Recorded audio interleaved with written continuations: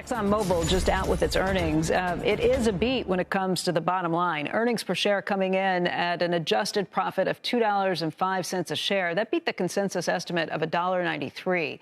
Revenue looks like it was a little light of expectations, but there are only 9 estimates for revenue from the street versus 21 estimates when it comes to earnings per share.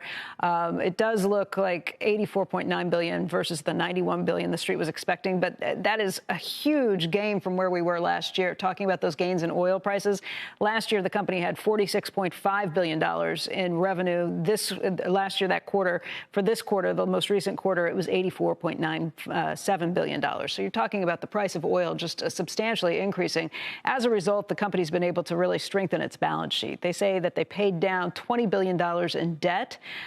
They did say that the structural costs that they've been trying to take on, they've reduced by an additional $1.9 billion, and that increases the total savings to about $5 billion versus 2019. You check things out right now, that stock up by 44 cents to 76.40. Again, just the incredible increase you've seen in oil prices has played out. We saw it with Chevron's earnings last week. You see it with Exxon's earnings this week, just taking a look at what that company's been able to do.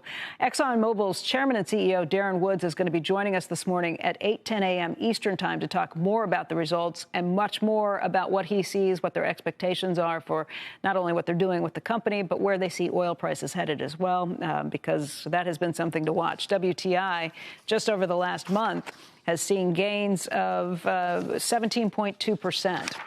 The company, when it talked about natural gas, just in the upstream business, natural gas realizations up by 63% from the prior quarter.